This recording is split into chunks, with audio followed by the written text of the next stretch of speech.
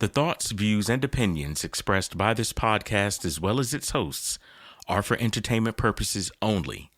The viewpoints expressed, although based on very real topics, are not to be taken as fact. With that being said, enjoy the show. Hello, world. Welcome to Pardon the Politics Podcast, Season 3, Episode 12. We got Manny here. Manny, what's going on, brother? Hey, we back. Hey, I'm back. We got Chuck here. Hey.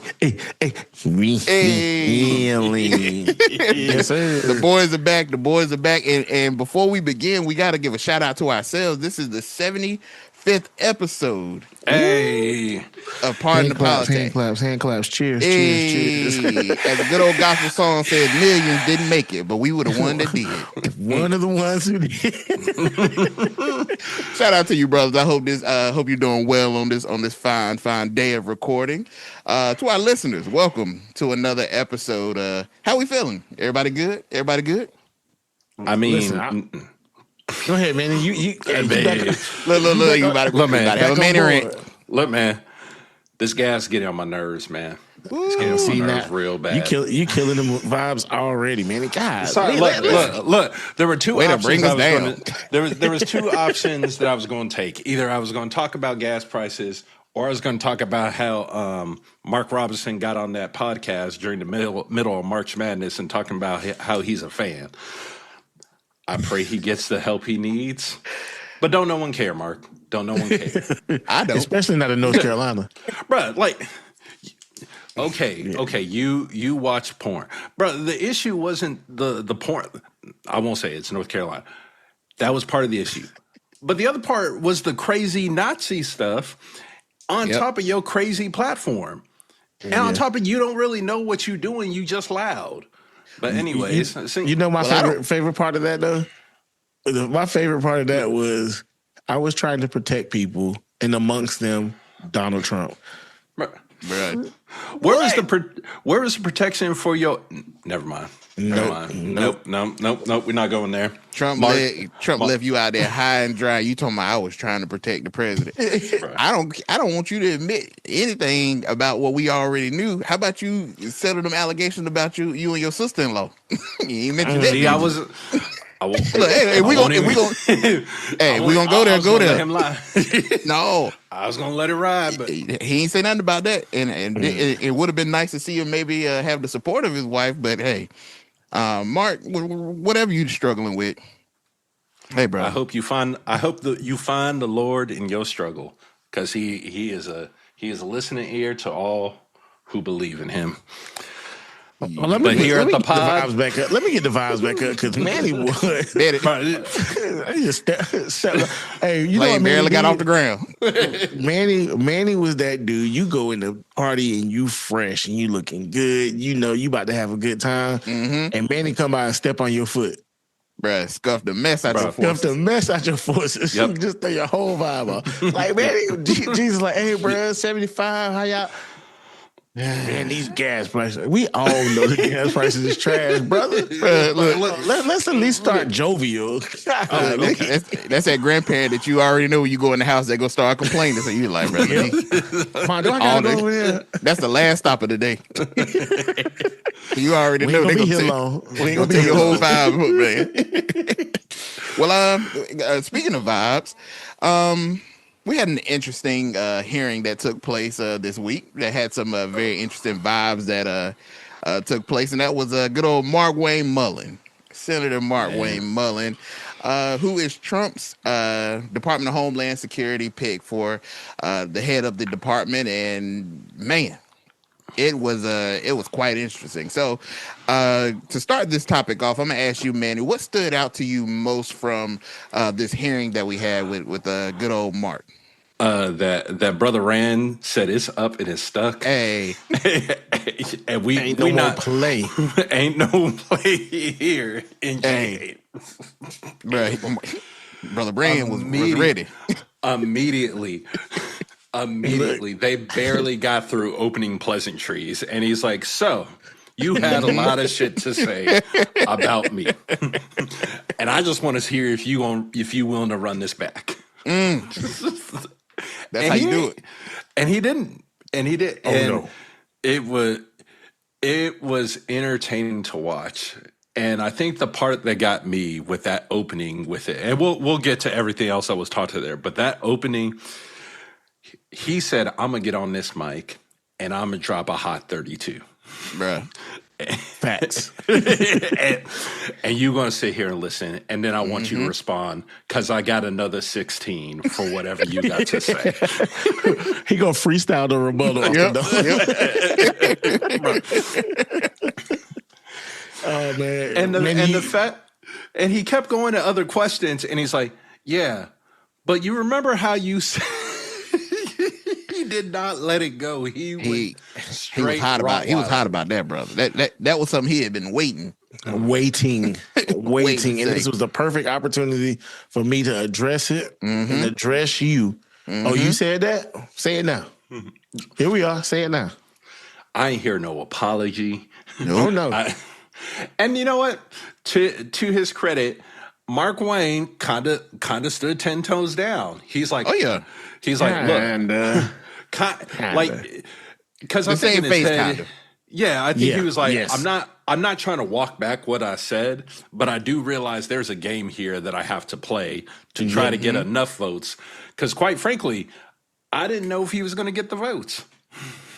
Well, I think that the main thing that Rand was trying to do starting out was to dangle the angry carrot in front of his face and expose him because he's been known to be a hothead. And I think he knew that was going to be a play coming in because I forgot the guy's name that he basically challenged to like from the Teamsters. Yeah, like he had him sitting like directly over his right shoulder and wanted to talk about how they talked about that and settle their differences and they're friends and they speak all the time. He knew that this was going to be probably an area they were going to try to hit him at, but I don't think that he was nearly as successful as he thought he was going to be because homeboy is a hothead, man. And do you really want somebody like that heading this department that is already in a hot seat? And getting the constant accusations of having a whole bunch of hotheads. Yes. And so I agree 1,000%. And to me, this was the most outstanding point of this whole confirmation hearing was that it was about his temperament. Yep. It was about his personality. Now, we all know it and can run his resume. He's not qualified for this position. Oh, yeah. But who is in this administration? Nobody's qualified. Except maybe Marco. He might be. Yeah. Just because you got work history don't mean it's the right work history. Bro. Chuck. See, a ball. That was true. Very true, brother. So in that, but this was a matter of not so much are you the man or the right man for this, but can you keep your head? And we know you're putting on a show. There's enough going on with the Department of Homeland Security to where they are seen as a rogue entity in how they're acting, particularly in ICE, but just overall. And now that you have someone, because the messaging is not changing. Yeah. Regardless of who Trump put him up for nomination because he knew he would carry the continued message that they want pushing forward. It's just a matter now of can he keep himself together and not lash out and burn the house down? Mm-hmm. Well, I think walking out of it, certainly when you look at the votes, Democrats definitely didn't believe that he's able to. I think that he hasn't proven himself to be able to. He talked a lot about, I'll fix the DHS. That was a lot of the energy he brought, that he'll fix it, promising all this major reform and taking shots at how the agency had been running and kind of framing himself as an outsider who'll come and clean house. When you hear that tone and that approach that he had with the energy of fixing DHS, do we actually believe that, or is that just more of confirmation hearing talk that we've seen previously? This is that situation where you know the person who goes in for the job interview and they've done all the Googling, watched all the YouTube videos. I hate those people. and studied up and want to give the proper answer according to the study guide and the tutorials that have come about instead of true, authentic responses. One, in having the proper knowledge and understanding, and two, which is the most important point here, having the proper temperament to be able to interact and engage in this space. Nobody's buying the Girl Scout cookies that he's selling. Nobody. Right. Especially when they're $6 a box. and to that point, Chuck, DHS is very much an organization, like we've all said, needs reformation. And you need to be of certain type of personality to be able to lead that reformation. Yeah. Like, could I see Mullin as a person that people could rally around? I could. But could I see reasons? Right. Like, is it the direction we actually want to go? Yes. I struggle to see that. I don't see it because this is the same person that blamed innocent civilians who were killed by federal agents. It was their fault that they got killed. Right. There was no call for investigation. There was no call for, are we following the proper procedures and techniques? You're blaming these folks. Yeah. For professionals not acting professional. Yeah. Well, I think that's a good point that you bring up, Chuck, because they definitely questioned him a lot in regards to enforcement versus humanitarian balance.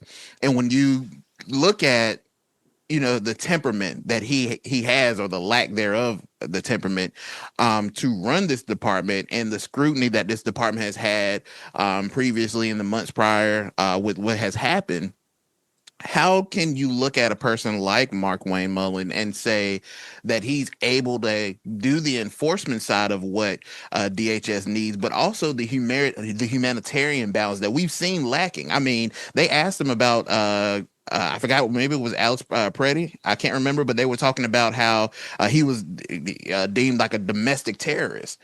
And they were like, are you going to apologize to his family? Like, the tone. And it's not even what he said. And this is something I've always learned growing up and was taught in my upbringing. It's not necessarily about what's said, it's how it's said.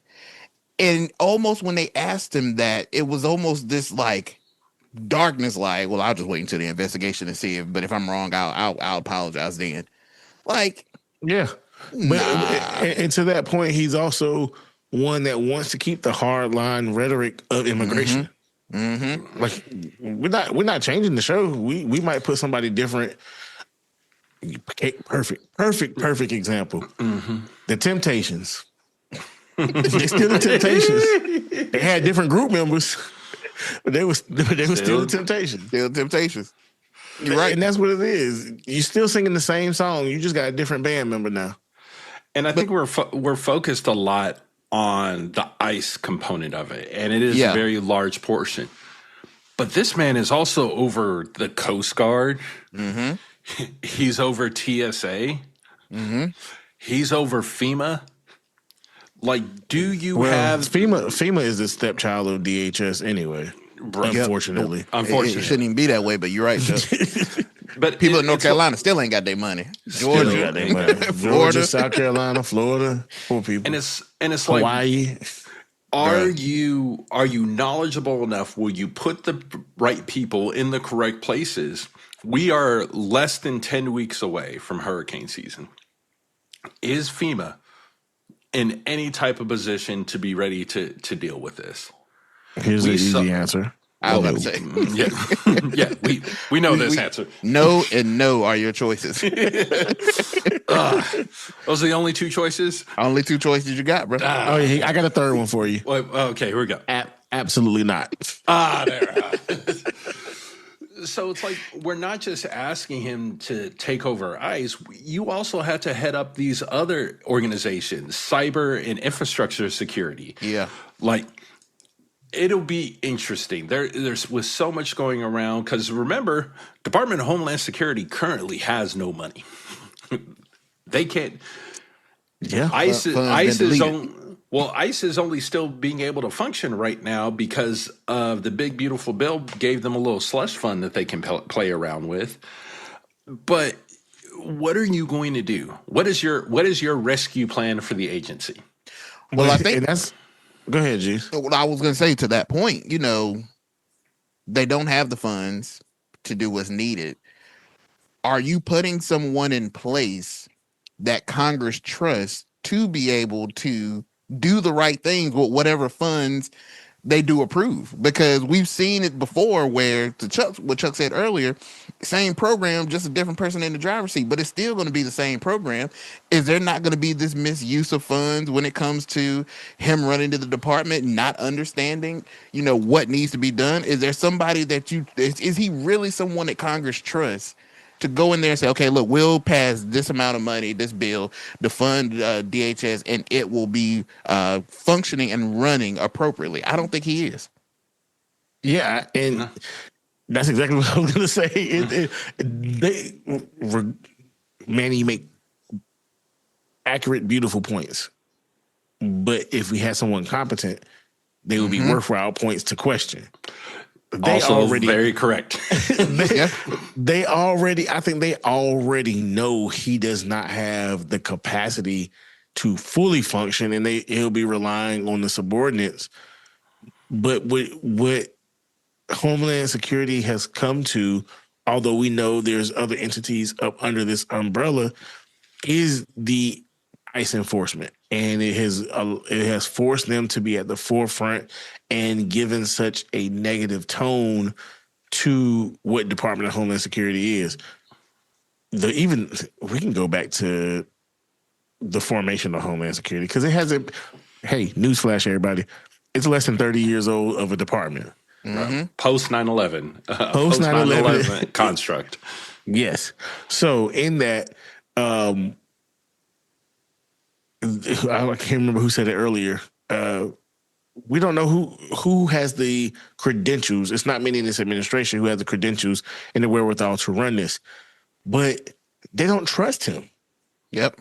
They don't trust him to be able to do all the right things and get the right things in order.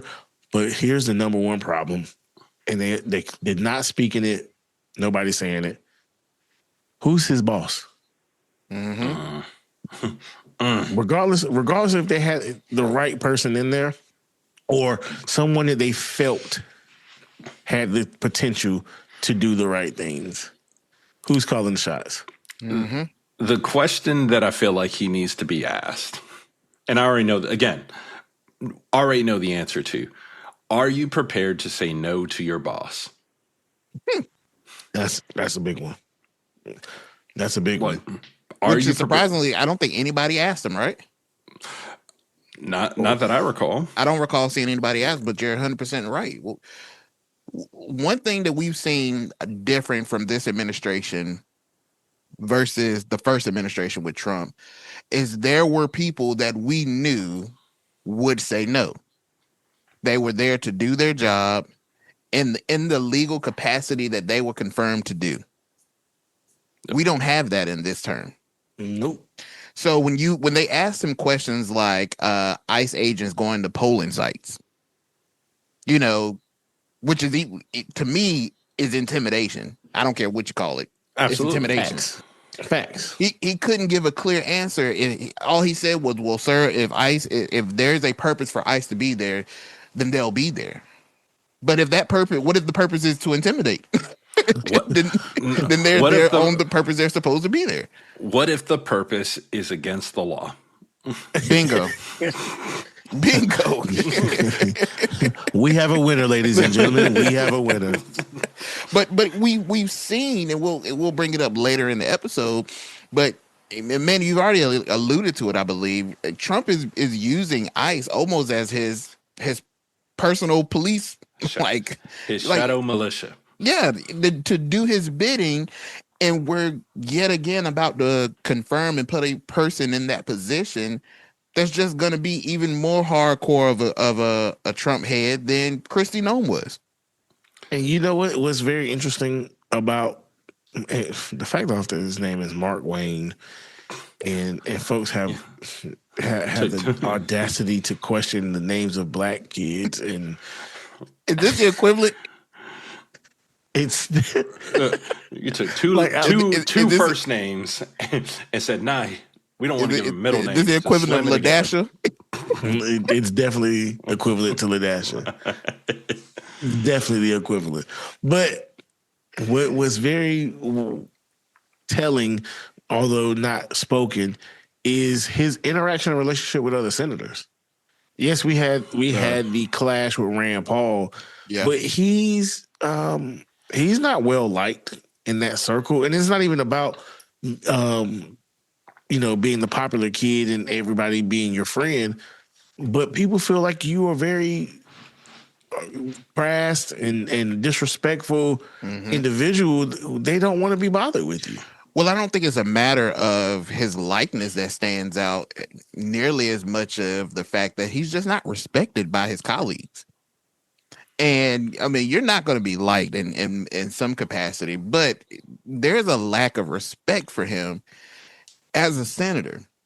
And I know we talk about it again all the time about make politics, American politics, boring again. But there used to be a time where even though you could be left or right, Republican and Democrat, there was a respect in the work that you did on the Capitol. There's a lack of that because regardless of if you disagree with maybe some of his, his approaches or his thoughts, there was still at least a center respect of I can respect you, Senator, because I know what you're trying to do for your people. He doesn't have that. Well, if we look at this entire administration, usually when you see presidents go ahead and nominate people for his secretary, his cabinet, like they're getting through 90, 80, high 80s, 90, like they're getting smooth through. Today, the only person who had like a real smooth path in has been Marco. Yeah, I was about to say Marco, Everyone has struggled and had to campaign and has needed Trump to come in and say, hey, this is my guy, give me my guy. And this is interesting. Well, it goes to that respect factor, right? Because I think what helped Marco is because he, regardless if you agree with him, they respected Marco.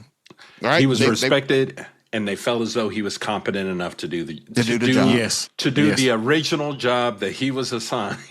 Not the 9, 10 other jobs that he's taken along the way. Expanded his work description. Look, that's the loophole. Let's get him in for the job that we believe he's competent in, and then you just start assigning him other tasks.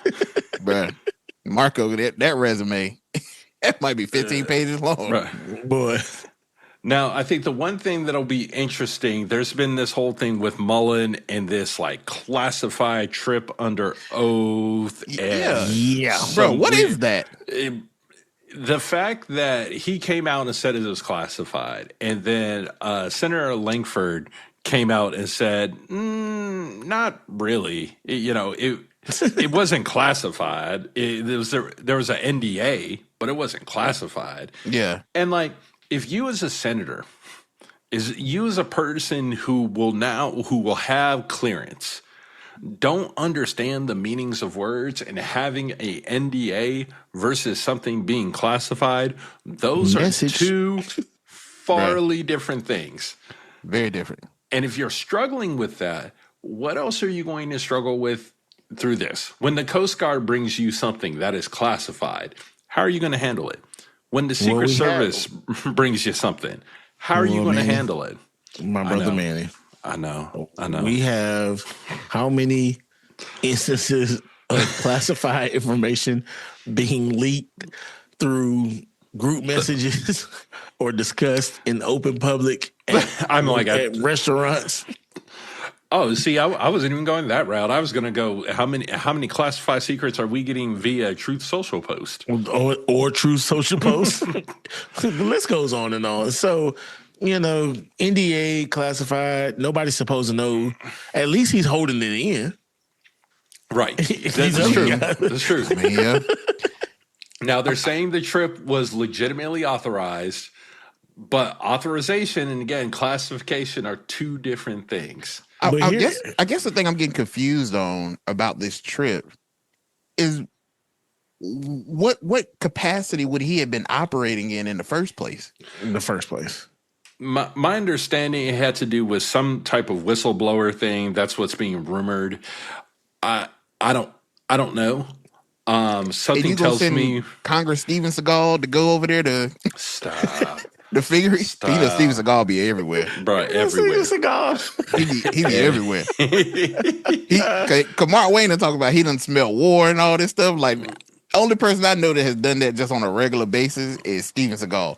So, what classified trip was he taking with a helicopter rescue from the King of Jordan or something? And bro, like, what? Then he was like, "Yeah, we can talk about it, but I need to talk about it in private." Bro, what? Right.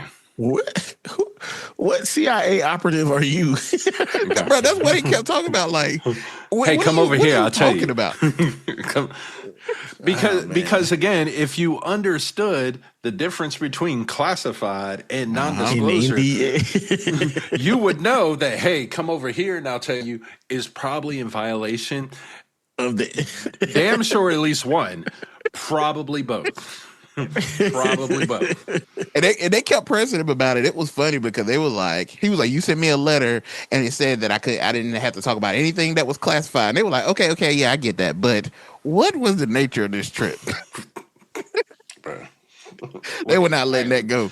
Look, there's a lot of time between now and when the Senate actually votes on him. And I'm gonna be real. I could see a path. Now, Tillis has come out in support of him, so I think they're drinking buddies.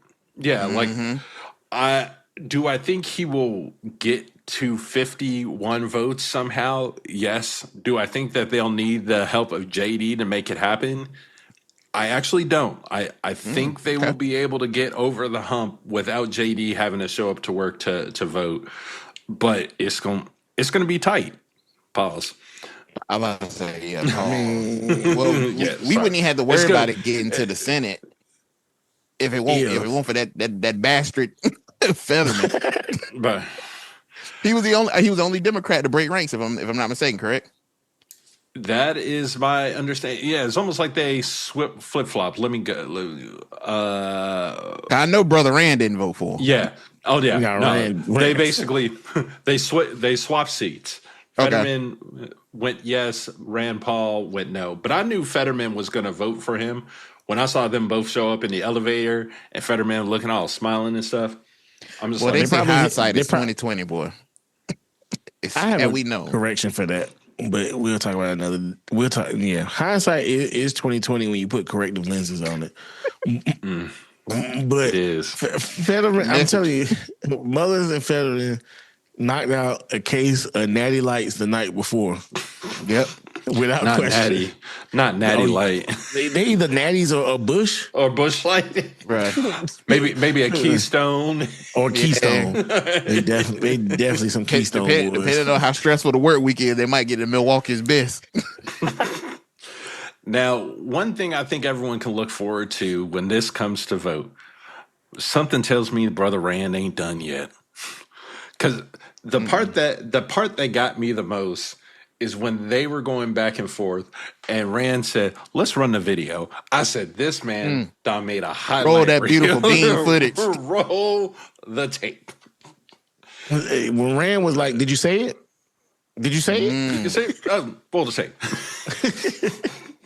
Yeah, Rand definitely. He's going to reload the clip. Oh, for sure. He might bring the drum for the Senate hearing. I could see a world where he might filibuster him. Ooh, I could envision where that's high level petty. It is. I'm here for it. I'm here for it.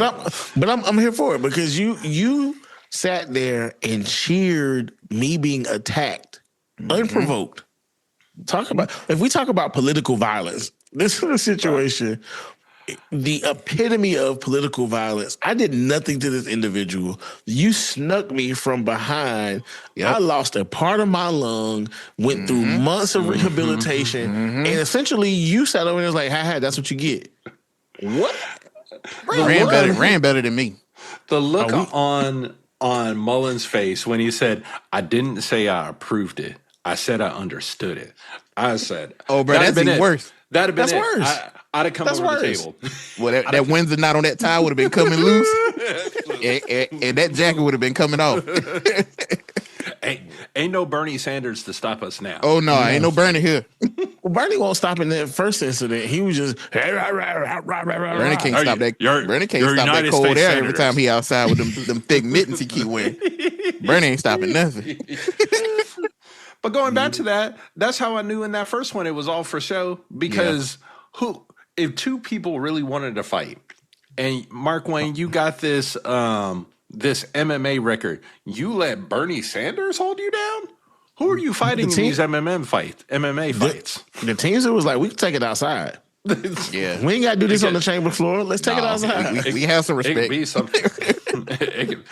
My decorum ends when I walk through those doors. Which is crazy, though. Ain't Markwayne the tough guy that was hiding behind the chair? Yes. Why he? Oh, yes. He was ducked down. He was. Close to the but you done smell war. You classified going over and having to handle all these Steven Seagal missions, but you hiding behind chairs. You that tough guy. That was the war he smelled. The burning of the bonfire outside from the mob. He smelled that food trucks outside the Capitol. That's what that was. the mob of your people. That's what you smelled. Well, I mean, I think it's going to be interesting when it gets to the Senate because, of course, that Fetterman casted his vote to allow it to go forward. But ultimately, when you think about this, and we've heard this before when we look at Mullins, it's no different. You know, this I'm gonna fix everything day one. I'm gonna fix it.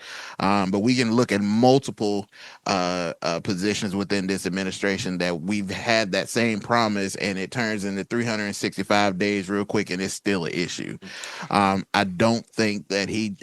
just don't think he can. I don't think it's a matter of what support he has. I think the damage that has been done to the DHS is at an all-time high right now, that you need a qualified person to get in there and get it right. And he's not. He's no better than, he's a little bit better than Chrissy Nome, because we probably won't see him on advertisements and commercials for $200 million. For $200 million, yeah. He ain't gonna do that. But I don't think he's any better in steering the ship of the DHS into the right direction. I just don't see it. I think the one thing that's outstanding here is, because I think he does get confirmed. Yeah. What does DHS look like post shutdown?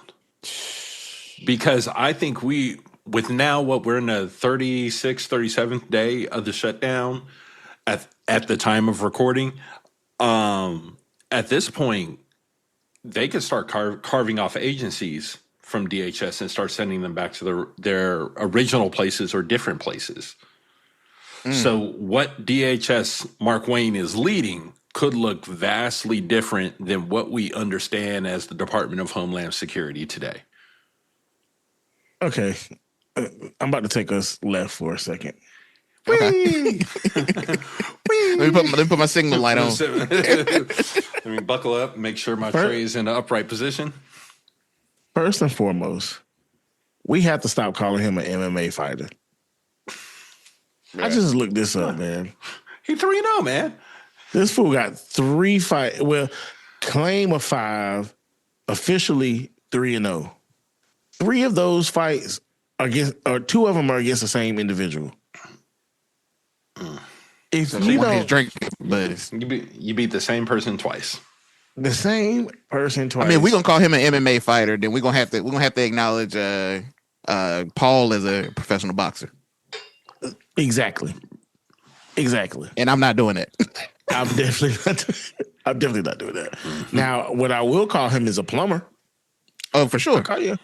You get my respect in the plumbing field because you own a plumbing company, and I'm pretty sure you know the joints to the jouts to the PVC pipe to the clamps. I'm not calling you the MMA fighter no more. That's why he hid behind a chair and it didn't go out in the lobby with the teamster because it was a new opponent and he ain't know him. Yeah, man, I ain't watched film. I was just curious. You know, I mean, Chuck, he had a 1 year career. At the end of the day, Chuck, he can identify with whatever he wants to identify as. You're right. Nowadays, you can identify as a. Speaking of, I seen a video. This girl, he weighed LeBron out. I thought I had it. I was like, I saw you were good. That's why I'm gonna just lay it up because I saw a video of this girl claiming she was a dog. Them little fairies. Ooh. And this little dog came. I think that was in the chat. The dog came and snatched her up by the collar. Hey, and she like, let me go. Bro, I know we got to move on. Which when I saw that video, it led me to another thought that I don't understand. Okay. I never understand why black people get German shepherds as pets. German sounds racist to me. There's no way I can look in a history book and see the same dog sitting on my floor. Like some of my same people. I'm just saying, my people who fight in water hoses. And by that video, the way that dog viciously came up on that woman, the breed still got hate in him. It's in his DNA. It's in his DNA. Hey, they say hate is taught. Not for German shepherds, it ain't. Hey, Peter, don't. Hey, I ain't got no discrimination against dogs. Though it's all jokes. It's all jokes. Ain't no harms. No animals were harmed in the recording of this audio event. Hey, you know they say dogs got feelings, bro. I mean, I'm sure. Like I've accidentally stepped on my dog's foot and he yelped. So obviously he feels pain. So do my knees when it start about to rain too. Bro.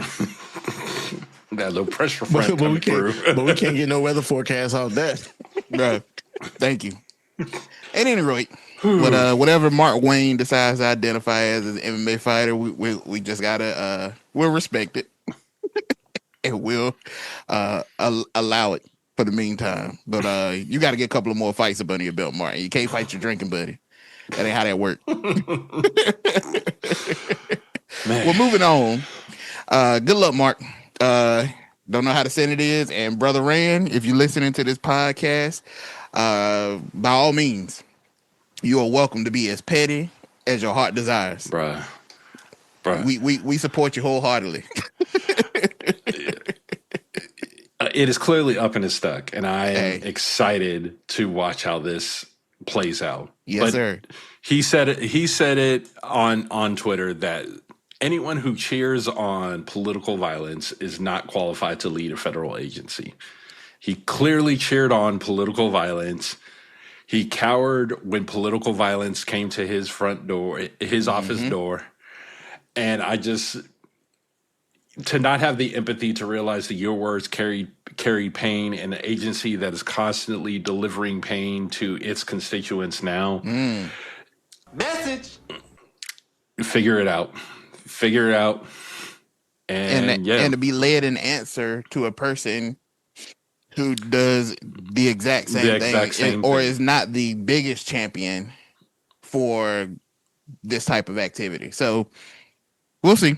Yep. We shall see. All right, but y'all at home, tell us what y'all think at home. If y'all got thoughts, tweet us at the pod. We'd love to hear your thoughts. Yes, indeed. Let us know. We're also going to get an Instagram page back.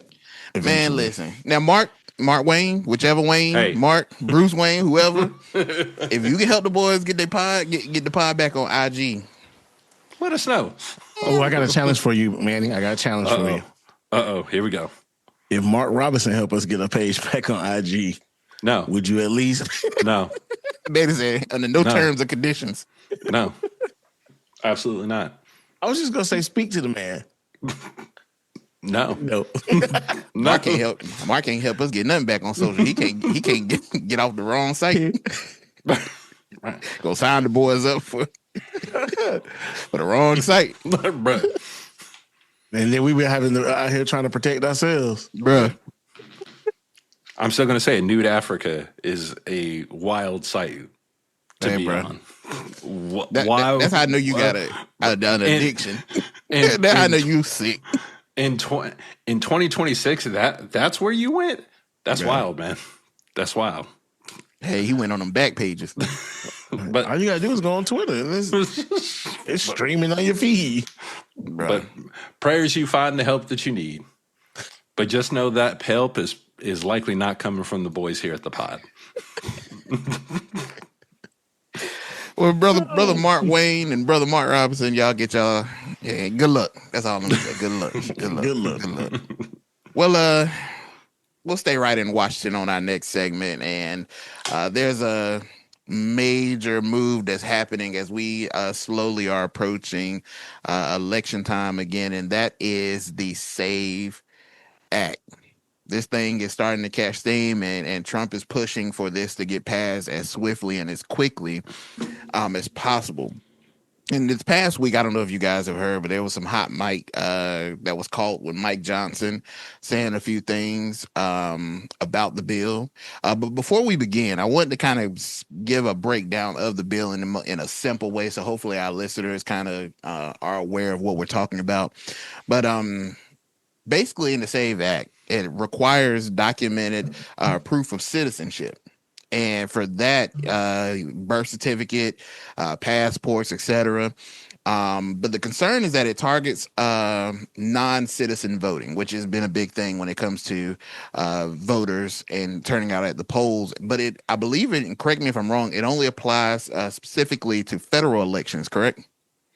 That is my understanding, but at this point, if it passes federally, you're going to see most states adopt some version of it for their state and local elections. I think but here's the catch with this bill for our listeners, and why it's blowing up. There are millions of Americans who don't have easy access to those documents, especially when you look at low-income areas and rural voters.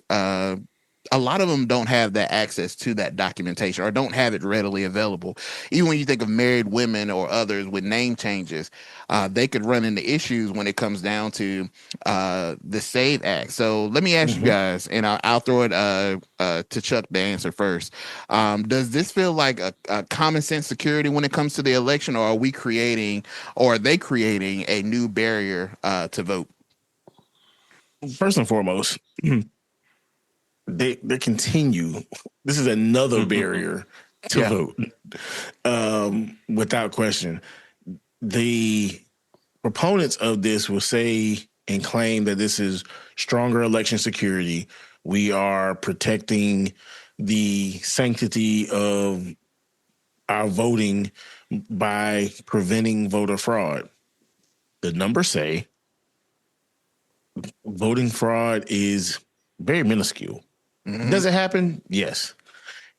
Interestingly enough, here recently, most of the voter fraud cases are popping up in favor of the Republicans. So who are we going against? Then they would also say there's standardized proof of requirements to vote. Okay. As the point you just made, G's, these particular paperwork and documents, everybody doesn't have number one. Number two, getting them is sometimes not the easiest thing to do. Think about someone, we won't even touch on the disenfranchised. We won't touch on the marginalized communities. Think about somebody who moved. You live in a whole different state now. Now you have to stop, go to your home state. It ain't like you can call over the phone and get a birth certificate. No, sir. So you got to go to my home state, do whatever I need to do. Don't let them be having computer issues or systems down or whatever. I know in North Carolina, y'all dealing with the insane wait times at DMVs, bruh, to do get your license plate or a license. So let's factor that into it. This barrier is another issue for you. But I have another question. what is the purpose of the real ID? Because in this, everything that they're talking about, you need to have a passport or present for voting. If you have a real ID, why do I need that? You've already presented this to get your real ID. So my real ID should be sufficient enough. Sufficient enough. But it's not. It's not.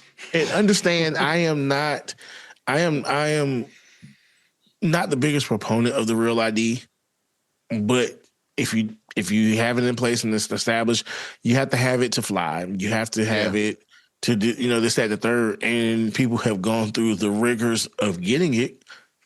What is the meaning of it? You have chaos. You're creating chaos because what they're not talking about is there is not an established entity that you have to go to present these documents to vote. You're taking it to Aunt Jean, Billy Joe, and Jimmy Willie. Local pastor, retired teacher, regular people. Regular people who are your local election officials. Y'all know when y'all go and vote, who y'all looking at over there, looking at your IDs and giving you your ballots. That's the people who used to be greeters at Walmart. Yep. They do this on the side. They do this during election time to make some extra money because they have the time on their hands. These people are not trained. They are not versed in identifying the proper documents. They're not trained in how to process these documents. Now you open the door to legal risk for these individuals. Or just, from what it sounds to me, just utter chaos. Pure chaos. I won't even, and I'm going this route because I can easily take it down the route of voter suppression. That's a cakewalk. That's a cakewalk. Yes, indeed. I can easily take it down to it being parallels to the days of a poll tax. That's a cakewalk. Let's have some common sense commonality with this. How many of y'all can go put your hand on your birth certificate right now? Okay, so I can, but Manny, you also have your passport.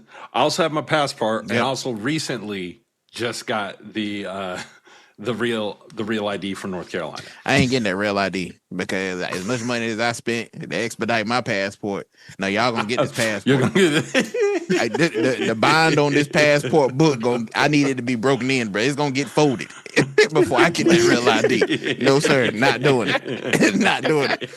No, but to that point though, but think about that. When you think about low income and rural voters, how many of those can go and say, "Oh yeah, I got my passport. Let me go grab it." I got my birth certificate. Let me go grab it. A lot of them do not. No. So I already don't have the documentation. I'm gonna have to go because if this does pass, the agencies are going to be overwhelmed with the amount of requests already coming. Not funded, bro. Thank you. and their staffing has been cut. Hi, Doge, bro. So how in the world does this sound like a great idea when you are? This is going to do nothing but create utter chaos at the polls. Because first of all, if I don't have it and I call and I got to try to obtain it. Let's be real. Most people are going to say, man, if I got to go through all that, I'm just not going to vote. I'm just not going to vote. Yep. Listen, I work in management, and I've worked in management for 10 plus years now. And when you hire somebody, they got to bring their different IDs to fill out their I-9. Do you know how many people I know struggle to find their social security card? Bruh. Your social security card. Let me tell you. It's insane. So you have this, and you're pushing this integrity, and this is the thing that bothers me about those that, especially the hardcore Trump fans and the MAGAs, is that he paints this as this is a good thing. This is a good thing. We need this. We need this, not realizing how this bill is going to cripple you. Well, and talk them numbers. It's going to cripple. It's going to cripple you. And you have a hot take, the hot mic moment where Johnson was speaking, where he admitted basically what the Democrats have been already arguing. He suggested if the bill actually passed, it can change who's able to vote, excuse me. And he's thinking that this will potentially benefit the Republicans. And I don't think so. I don't think so at all. But this is a moment that you're trying to pass something that is going to... People already have a bad taste in their mouth about voting. You're doing nothing but adding this new barrier to voting. And ultimately having people that are just like, even the younger kids that are coming in that are now able to vote. How many of them 18, 19, 20-year-olds have their birth certificate, have a passport? Mm-hmm. They gotta go back home to mama to get it. And that's if mama know where it's at. Yeah. If you got a mama like mine. I don't know, baby. It might be up under the mattress. Look, it might be. Go check it in the third draw. Yep. Third drawer. Look at my in that book. Look at my sock drawer. But I'm gonna run some numbers before we yield the floor to my brother Manny, because I know he has some great input and insight on this. Just to the point you were making about that hot mic moment. Approximately 42% of white Americans hold a valid passport.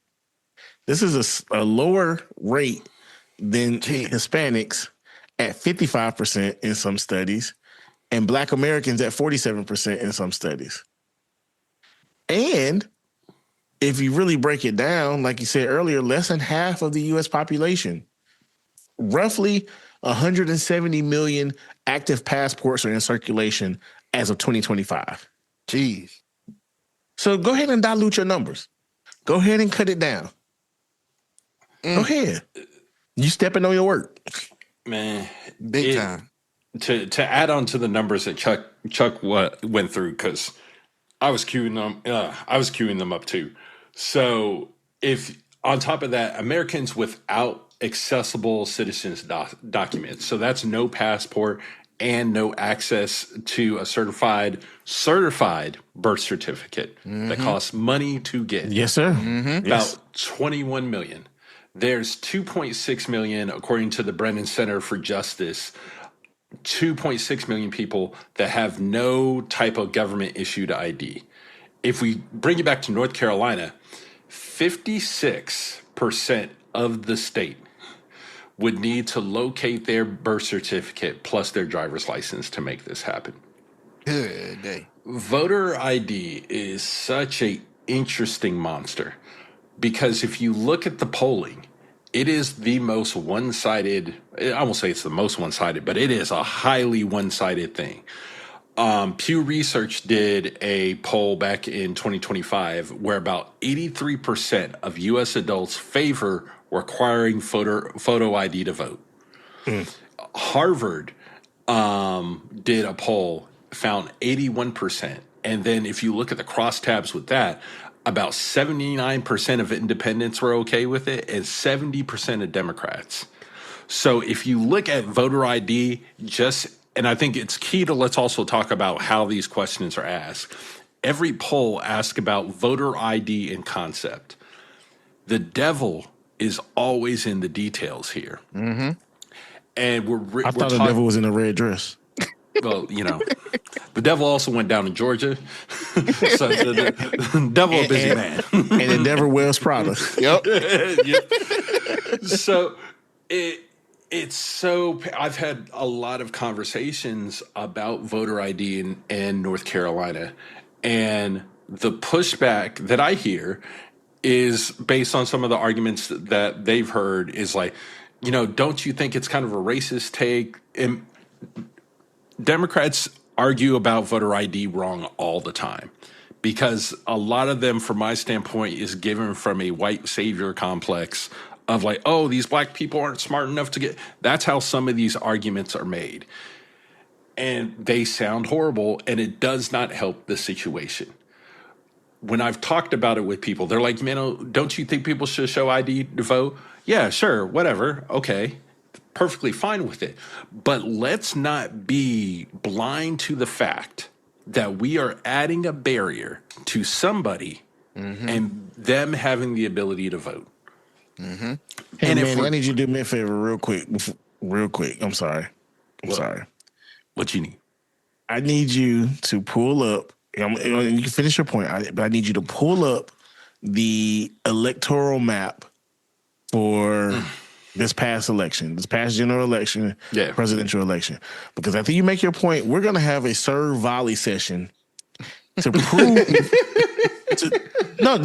To prove, because I don't want this.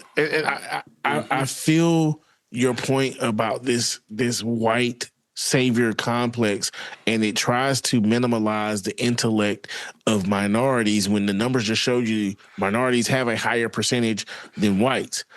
But this number that I just came across and this data from the Center for American Progress gonna blow their mind. Oh, okay. For 2024? Yes. Okay. You got that up too? The electoral map, or the electoral map. Okay. All right. I got it. The final results. Yep. And what I'm gonna do is I'm gonna name a state, and I want you to give me who that state voted for. Okay. So let me pull it up. Let's see. I was going to say something real. Let me make it larger so I'm able to easily be able to tell. Right, good catch. I was going, that was going to come out all kinds of reckless. All right, what you get? What you got? Michigan. 2024, blue. It was blue. Okay. Wait a second. Go. Is that right? I thought Michigan went red because I did too. Sorry, that was okay. I have the correct one. Sorry, I pulled up the wrong one. My bad. The church money. Hey, here it goes. See, Michigan went red. Okay. Michigan has, as of 2024, has an estimated percentage of citizen population with passports, 39.7%. New Jersey. New Jersey, blue. New Jersey has the highest estimated percentage of citizens with a passport at 79.9%. Uh-oh. Mm-hmm. Let's go Washington State. Blue. Washington State has an estimated percentage of 61.4%. I'm not, California, New York are in the top 10. Oh, excuse me. They're the top 5. So you have New Jersey, California, New York. What did Connecticut do? Connecticut was also blue. 65.1%. Let's go. What did Massachusetts do? I'm going to go with Azul. And for those who didn't watch Dora, that's blue. So your top 5 highest states, New Jersey, California, Massachusetts, New York, and Connecticut, are all blue. But Texas is in there, right? Oh, you want Texas? Yeah, I was going to throw a state that I was curious about. Texas is at 54.8%. They aren't even in the top 15. Jesus, give me a state you're curious about. Louisiana. Louisiana is in your bottom 6 at 30.4%. Also. In fact, I'll give you your bottom 5, and I want the listeners to guess what color their states voted. West Virginia, Mississippi, Alabama, Arkansas, Kentucky. So all the SEC schools. Yep. Okay. Well, listen, if you didn't get a chance, we'll help you. They all read. So and I bring that point up to show you shooting yourself in the foot. That's exactly what I was about to say. Is Johnson? Why are you? And that's why I said Louisiana, because Johnson is from there. But I don't understand if the objective that you're screaming is also your own demise. Oh, yes. Oh, but wait. What if I told you the SAVE Act was not about actually passing voter ID? Hold on. I thought we were going to go this whole episode without one. Well. I didn't even have to call it. Look, this is not tinfoil hat. This is just raw reality. Like, it felt like it. It's close enough. It did. So the Heritage Foundation, which is a conservative think tank, they have an election fraud database. I would like you all to guess for me how many incidents they have of non-citizens voting going all the way back to 2000. Wow. If we're guessing, I'm going to give you about 26 years. About 26 years. 26 years. I'll say about 100,000 incidents. Okay. Geez, how many do you think a conservative think tank had? Chuck said 100,000. I'm going to go 57,000.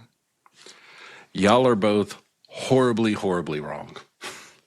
What's It the number? is Wayne Gretzky. 99 in 26 years. Bruh, come on now. See, now 99. Now you playing. 99. Now y'all playing with the save it. But this is not about voting. This is a ballot moving issue. What they're trying to do at this point, because this needs 60 votes to pass, and I'll get to that point in a second. Yeah. But this is about having an election, having a vote to get people on record. So now I can go home heading into my election and have something to run that 83% of U.S. citizens, U.S. Americans, that was a weird word. Americans support voter ID, and this senator didn't. And that senator, but me, I supported it. And they need something. At this point, they are trying to distract from the reality of the situation that they're in to be able to try to run stuff. On top of that, so that's the first level of this. Second of all, is realizing this needs 60 votes to pass. And there's no way in hell they're getting it. Yeah, I was about to say the life of this thing is very short. Unless this actually might have been the tinfoil hat moment of it all. Uh-oh.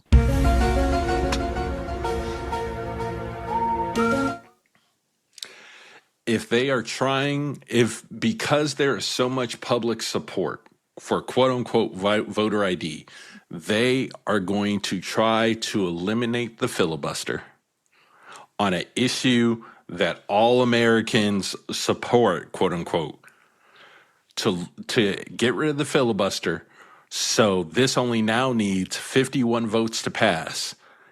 And if they do that, then they are going to run some of the craziest, most outlandish legislation from now through Election Day. And I think that is now why the SAVE Act is Trump's top priority, is because he's trying to get rid of the filibuster so he doesn't open the door for him to be able to do something, because they're not opening DHS anytime soon. Mm-hmm. They're not going to give him his power to be able to continue the war, because only about 5 or 6 more weeks before that funding, he needs official funding from Congress to continue this war. Mm-hmm. They have got to try to take out the filibuster to try to get things moving. And to try to do it with this issue provides them an opening for them to attempt to do it. It's a very, very strong point, Manny. Very strong point. Very strong point. Lord, yeah. I'm sitting there like, I'm. That was that 12-6 curveball, bruh. Yeah, that, or in hockey terms, he put it through the wicker. So, yeah, that's crazy. It's the only way. Because why would it all of a sudden become Trump's top priority? You need to get authorization for this war, or you about to run out of money, and you about to crash the economy for no reason. You can't get anything through Congress because the filibuster is standing in your way. Yeah. You need to be able to provide some type of cover to get rid of the filibuster. But go ahead. No, go ahead, Chuck. Go ahead. No, go ahead, brother. Go ahead. I was going to say, but in getting rid of that, and what the likely results may be for the 2026 midterm election, aren't you just setting yourself up for failure? Well, it's going for a triple double. Get that hat trick. If you get rid of the filibuster, you can now federalize the entire election. And who knows what a Trump-run federally executed election ends up producing in terms of results. Yes, we do. We know. I'm sorry. We know exactly. We know he's exactly. president now. Mm-hmm. Right. So you put every seat back into your control. My only question on that is how much of their friendship is still salvageable between Elon and Trump? As far as the money goes? Because one thing I know, I feel like I know about Elon Musk. He's going to try to be where the money resides. Yeah, he's not going to pass a book. He's not going to pass a book. He said, you don't get to, how much he got, like 800 billion now, allegedly. You don't get there by not looking for the money. But he got some things to worry about. Well, we'll see if he got to worry about them. This is a little legal case. You got a little bit of dirt. I think because I think what we'll see as this debate around the SAVE Act keeps ramping up is that, well, North Carolina made it a constitution. They put it on the ballot as a constitutional amendment and the people voted for it. But everyone seems to forget that took 5 years of litigation. Mm-hmm. And it's only just now. And Chuck, to the point that you made, with all these lines at the DMV and the implementation of the Real ID that they've been trying to do for at least 20 some odd years is just now even coming into play. Yeah. So what's the play here? Are we now going to go to some type of national ID situation? Yeah, because the reason I have my Real ID and the reason I got it was when I moved to Georgia. Because I don't think I had it in North Carolina. But when I moved to Georgia and all the trips and traveling that I wanted to do, they were supposed to implement the requirement to have Real ID doggone 5 years ago. Mm-hmm. Yep. Where you had to have it to get on the airplane. And even to now, they kind of backpedaled a bit to, you can get on, but you got to pay an extra fee. What? Yep. It doesn't make sense, but you make some very strong points there, Manny. Particularly the killing of the filibuster. I hadn't even thought about that because Trump definitely has been screaming the notion that this SAVE Act has to get done. It has to get pushed through. Well, and he's also said the passage of the SAVE Act will guarantee the midterms for Republicans. How would it? How does that guarantee it, Donald? And the last time he talked about a guarantee and not worrying about poll numbers, we saw what happened. Mm-hmm. We saw what happened. Now, at this point, I think it's important to also denote at this point, there does not seem to be the appetite to get rid of the filibuster. The only change that's really being floated now, just recently around changes to the filibuster, is a proposed standing filibuster. And it is a parliamentary procedure that would require senators must physically stand on the floor to filibuster. So we know how old most of them are. Right. So ain't no. Hey, I'm gonna briefly hand my time to my colleague to talk, so I can go pee and grab me a pack of nabs from my office real quick and come back, or I'm gonna sit down. But that is the only thing that's being floated around the filibuster. Well, I can think about 5 or 6 different things they need to be standing up for instead of worrying about that. First up, they need to be standing up for the Word of God. But I to that point, I also think not the issue, but you run into an issue when you have to let too many people know your plan. Mm-hmm. And so in this is my own theory, everyone. Yes, I think there was some espionage going on with the 2024 elections. I don't care what anybody says. The numbers don't look right. And for him to throw a guarantee out there in regards to the midterms, we starting to see the results of, hey, there's a storm of brewing up ahead for the GOP in regards to the midterms. I'm not going to call it a blue wave.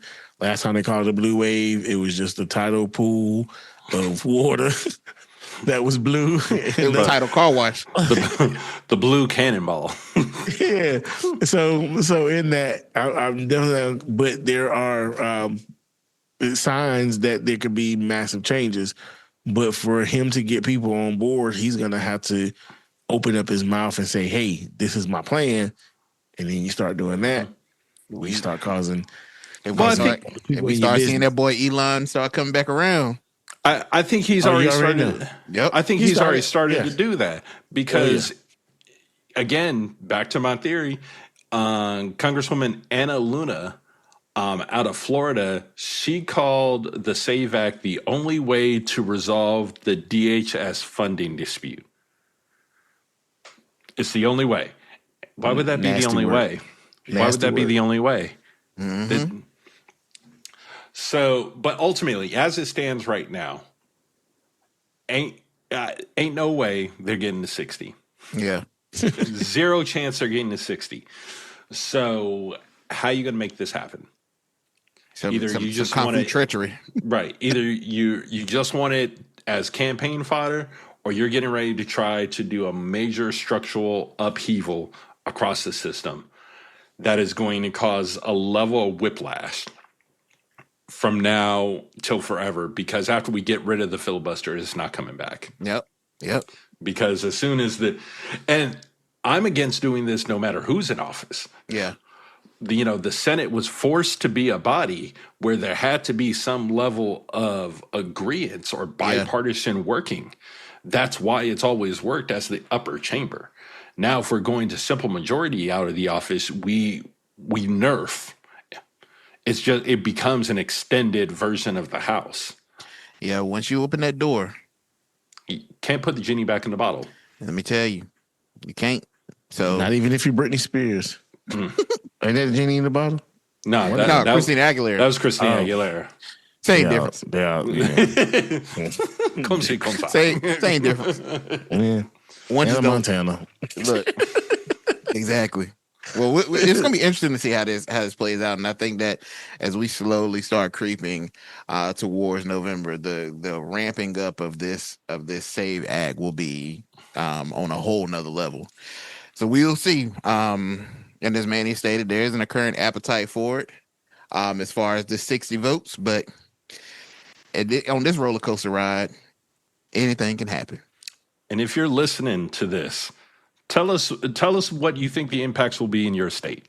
Because obviously this is going to keep going for the next couple of weeks. So tell us about the impacts in your state. Or if you want to hear us talk about what we think the impacts will be for your state specifically, and let us know. Hey, if y'all on that bottom 5 or 6 that Chuck gave y'all, y'all better start submitting them forms now. Better, because you're depending on another government agency to provide you paperwork to go take it to another government agency. Basically, and all these things cost money. All of them. I think to get my funds is low. Get my certified birth certificate from, I think it was like $30 to get the certified copy. Regular copy would have been like $10. Yeah, just to get a raised seal. Yeah, clamp it, and a little bit thicker of a piece of paper. That's it. Hey, I got a little nugget for y'all. I actually have my original birth certificate. Oh wow! Wow. Yeah, man. A lot of people can't say that, bro. It look like I know, but I got my original. And I started turning yellow. Yellow, brown. You like got mesothelioma. Not meso. But yeah, hey man, that stuff costs, man. Let me tell you. Yeah. And so even in the short span of time you look at between now and November, it'll be here before you know it. That's a lot. That is a lot. And I just think that it's interesting that you don't have to do all that to be president. I don't know. I don't know. Donald kept calling for Obama to show his certificate, but he was already president. He was. He was already president. So, but he showed it. But he did show it. He showed it. And just for our listeners out there, I wouldn't try to find a shortcut when it comes to this birth certificate thing. So I would not advise a photo in your phone, a copy you printed off the internet off ancestry.com ain't gonna cut it. Not at all. Sue May and Marianne, they're gonna be sticklers for it now. Let me tell you, them old ladies down at the voting poll, bro. They don't play. They don't play that. You gonna have a certified copy, and they still gonna question it. Oh, bro, somebody gonna hold it up to the light. Yeah, why has it got bumps on it? Somebody gonna hold it up to that light, run their finger across that seal. That seal ain't raised up good enough. Your color, yours is different from mine. Yeah, you was born 57 years before I was. Yeah. The doctor filled it out at your bedside when mama gave birth to you in the house. Yours has ink on it. Mine is typed out. Ma'am, we don't use typewriters anymore. Yeah, I got birth. I was born, but I had a doctor present. You had a midwife, old school midwife, your aunt. A doula. A doula. But yeah, man. With to say that we'll see what happens, and we'll certainly hear part in the politics. Keep our eye on it. So, as our last segment before we get into our pickle of the week, you guys know we got to give you an update on the good old war. Boy, oh boy, is it a war yet? I think it's still a conflict. Yeah. Operation Epic Failure. Yeah, right. Perfect. Yeah. Message. Yep. Well, for one, before I start, have we got any confirmation if Big Ben is still with us, or has he gone home to be with wherever he's supposed to go? It depends on your level of AI intellect, because the Facebook audience can be fooled. Oh, bro. Oh, but this Twitter audience. But their Twitter audience ain't having it. Well, Facebook and Twitter or X are two different landscapes, bro. Two completely different landscapes. You can get on Facebook and say that the Lord has cracked the sky at this moment, and there's gonna be at least about 3,000 folks that's gonna go look out their curtain and repost. The Lord has come back, y'all. And they looked out the window at the sky one bit. Well, and say that, and share the message, and share it with 10 of your followers. Facebook, so you know that people believe too. Bro, people believe anything on Facebook, bro. And you need to like and share this to make sure you caught up in the rapture, bro. Man, that's why I don't. Please, if you're listening, don't get your news off Facebook, bro. Please, we were a proper people. Here we go. Yes, sir. Yes, sir. When you had to have a college email address to be on Facebook. When y'all open it up and let grandma, grandpa, uncle who got a GED and don't do nothing but drink Budweiser all day, once you start letting them get on social media, we would not be in the position we are now if we were proper people and we kept Facebook safe. Every Sunday, my family, we do a family Zoom call. We've been doing it since COVID days. To protect my grandmother back then, now just to make sure she stays connected with everybody. And every Sunday, my grandmother tells us something that she read on Facebook. Bro. And every Sunday, I say, Grandma. That ain't true. Grandma, you gotta stop. But I had somebody one time tell me that Stevie Wonder had died, and it was a picture of Moesha daddy. I said, brother, come on. No. Come on, they ain't need to say. No. Bro, that ain't. No. Oh, my Lord. Bro, the misinformation up there, bro. They ain't got no type of censor over there, bro. But you know what's crazy? My grandma don't even know the name of it. She just says, yeah, I just pressed the blue F on my phone. Oh, bro. Bro. All right, let's start talking about my grandma now. I'm talking about my grandma. I'm sensitive about my grandma. Bro. Oh, boy. Man, that's funny. But yeah, man. Big Benny, I don't know if he's still with us or not. If the verdict is still out, but according to the interwebs, Everybody else says he's dead, but the U.S. and Israel. Yep. Everybody else. Everybody. Saying either he and Trump ain't saying nothing. Bro. I that tells me he dead. To that him. tells me he dead. No. As much as he was coming over here going to Washington, I gotta start thinking he dead. And the speed of the analysis of these videos, lightning fast, like immediate. And I'm like, y'all, this is the same y'all trying to fool the same interwebs that Netflix did an entire documentary on called "Don't F with Cats," bro. There's some people out here that dedicate. After they finish their 9 to 5, they coming home and they breaking this stuff down. There's people just got the alert up from when Netanyahu or Israel tweet. Oh, we got a video. Hold up. Let's break this down frame by frame.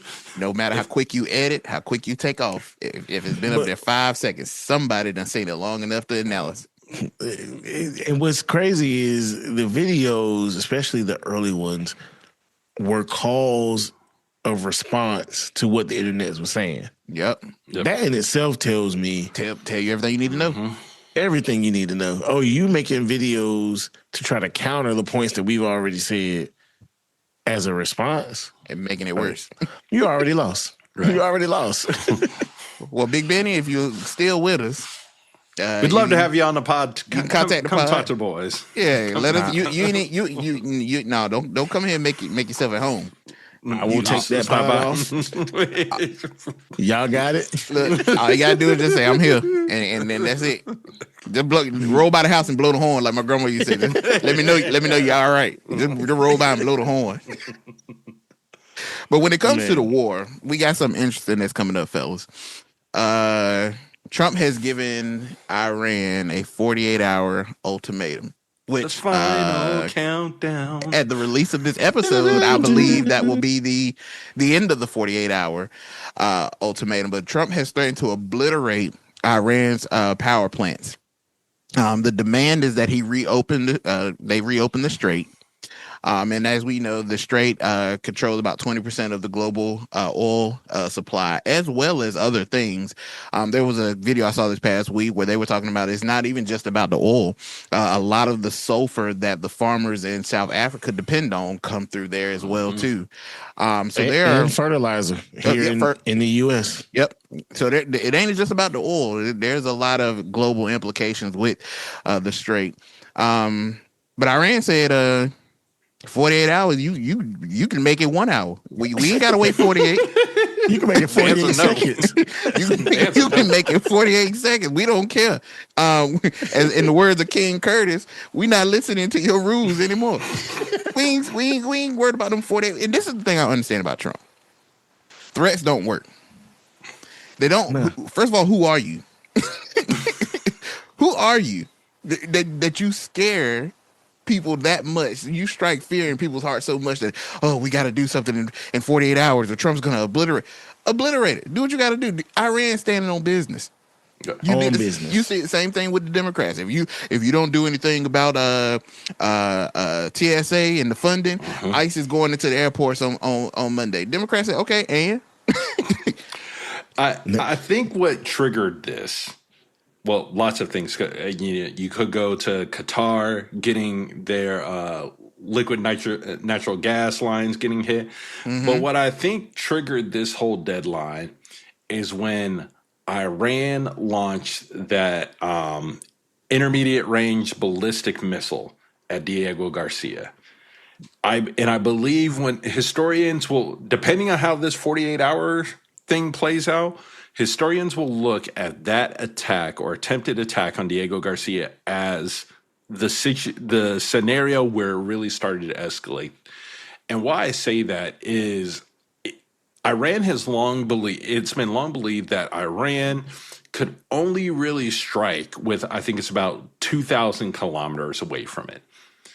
Diego Garcia, I believe, is further in the Indian Ocean, but it's like 3,000 kilometers.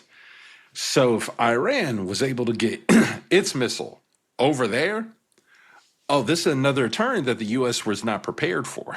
They're like, they can hit a lot more of our assets. From my understanding, there is a lot of U.S. assets in between that 2,000 to 3,000 range that we felt as though was safe. Now it puts all of that into question. So now it is now an escalation. Well, everything has been put into question since day one. True. Facts. Like what was your plan? What was your course of action and attack? Does the concept count? No. He had a plan. I do believe wholeheartedly that Trump had a plan. Well, what did Mike Tyson say? It was the wrong plan, and it did not survive first contact with the enemy. But I believe I think in Trump's mind, he thought we're going to take out the leader and his round table, and the people are going to rise up in Iran and take over the country, and we're going to be done in 48 hours. That was a dumb plan. I think Mike Tyson said everybody has a plan until they get punched in the mouth. Mm-hmm. Yep. And some of the research, and shout out to the New York Times in assisting in some of this research, I found out that yes, that probably was their plan, because it's an old adage of the U.S. military. Yeah, they did it in Iraq, and Iran learned from Iraq. Mm-hmm. So their leadership and their workings were spread out. We didn't have everybody in the same space. And one thing that they showed after the Ayatollah was killed was that they already had in place, if this happens, which they already knew he was dying. Yeah. He was dying. I'm about to say, he was like pushing close to 90, wasn't he? Yeah. Yes, and he had cancer, if I'm not mistaken. Yeah, I think something of the sorts. Yeah, so there were already plans in place in my passing. We have things set up. We have a council of 3 that will be making decisions until there's a new supreme leader selected. Well, I think the thing to your point, Chuck, is even if they had a plan, they certainly didn't have the knowledge or wherewithal to execute any plan, because if you look at the structure of Iran's government, there's no way you could just take out the leader and think that was going to end anything. Right. Like, it's a very complex structure, like with a lot of branches. I mean, you'd have to completely wipe out the entire tree for true change. It's almost like they looked at how the U.S. has stuff set up and said, if it works for them, it's probably, and been battle tested, we should probably have some level of the same. Well, that plan went horrible. Again, we said it when this started, that Trump went into Iran with the same game plan that Putin had going into Ukraine. Yeah. They thought this was going to be, because even we did. Cakewalk. Yeah, even we did. Like when Russia went in, I was like, well, this is going to be done in 3 days. Yeah. Here we are 4 years later. I thought that for Ukraine and Russia. Yeah. I didn't think for us in Iran. Oh no, I think we learned better at this point and said, oh no.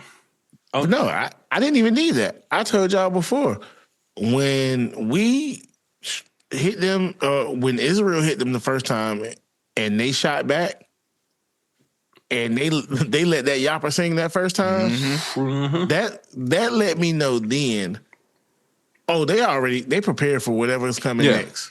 They're prepared, they're ready, and we have to come correct, because what gassed them up was Venezuela. Yep. Oh, yeah.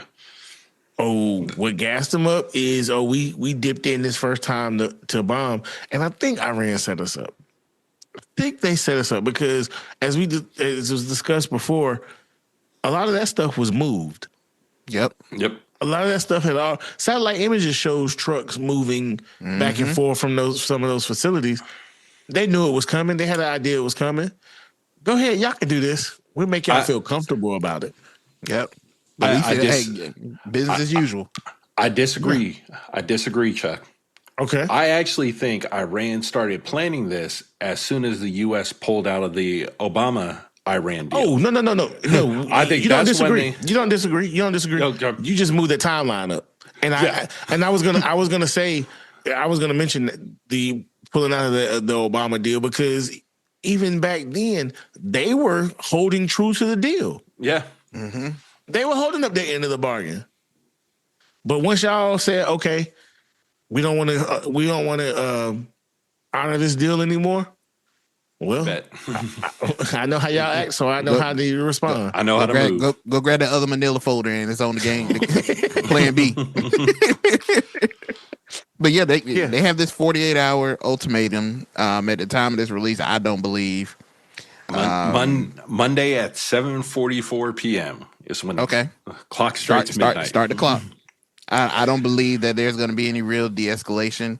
I've seen reports where Iran has started saying that, hey, look, for a certain fee, you can come through the strait. Well, they already said everybody can come through, but Israel and the USA. Everybody. Everybody. We not stopping. Doors open. Our doors hang on welcome hinges for everybody but y'all. And then on top of that, to now also see the Trump administration temporarily lifting the restrictions on Iranian oil to sell 140 million barrels of oil that it's currently sitting on takers. And I was just like, hold on, Trump. Are you the same person who criticized Obama for doing what you said, sending them over pallets of money? Well, it was like a couple billion? It was less than $2 billion. 140 million barrels of oil at estimated $14 billion. Bruh. Look, I might be good at math. In revenue. That's wild. I might be good at math, but I'm not the best. But last that I checked, 14 does appear to be a larger number than 2. But that's just me. Iran said you can lift that all you want. Ain't no oil to sell. Okay. And that, to the Obama point as well, Manny, a lot of that money that Obama sent over there was already Iran's money. He just gave it back to him. We just froze the assets. That's it. That is crazy. That's it. We were doing for Iran like what my mama and them used to do. Yes. Like, I'll hold this 20 for you till we get home, and then I'll give it. Because I know how you gonna do. Yep. If I let you have it. Yep. I'm gonna hold on to your own it. money back and then act like it's theirs. Right. So this is not going to end well. But here's what confuses me about the ultimatum. What is our motivation to actually, the U.S. standpoint? What does that actually do? If you actually start bombing oil facilities and natural gas facilities in Iraq, you know what the response is going to be? Oh boy, mines all up and through the strait, bruh. Like it's up and it's stuck now. And I think if this goes off and they start striking at 7:44, then I think our steps or paths to nukes gets a whole lot faster because you're already seeing Iran and Israel strike each other's nuclear facilities. Yep. And we are just going to inch closer. We're already on a path where we can't go back. Yep. Now we can change direction, but we can't go back. Here we have just accepted that we are approaching pure destruction. But that change in direction, it may not be a full U-turn, but it's 2 left turns. It's a turn. It's going a different way. It's 2 left turns. And if you think about it, what is 2 left turns? Yeah. I think, man, after this 42-hour ultimatum is going to be very interesting because you have two heads that Iran's not going to back down. They're not.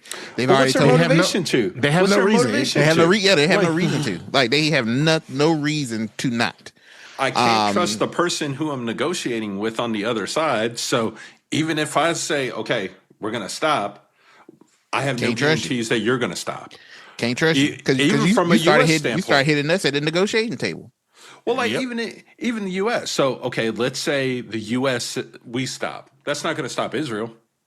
Like, so you still got a problem because you don't have a grip on Israel because what Israel did bombed Iran, and Trump came out and said, "Oh, we had no idea that was even happening. Like we didn't know that." So you don't even have a grip on your homie because his homie ain't there and they ain't talking to him. Bingo. There ain't nobody for you to talk to. Nope. You call the president of Israel. He said, "Hey, look, I don't handle that stuff, man. That's the prime minister do all that." You had to call. You had to call him. Wrong number. Let me transfer your call. Wait, please. And I think one thing we're underselling right now is the strike on Qatar and how much liquid natural gas is now taken out of the market for at least 5 years. This war has now permanently starved the reserves for the globe. So natural gas is going to be elevated now for the next 5 years. Listen, because you ain't want to get out there publicly what was in those Epstein files. Because we ain't forgot this is why we here. It all boils back, which is wild, bro, to the Epstein files.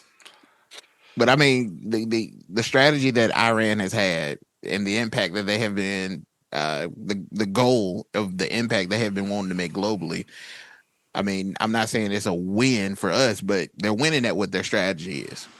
If the goal is to make the king bleed, or the old 300 strategy, it's working. It's working. Yeah.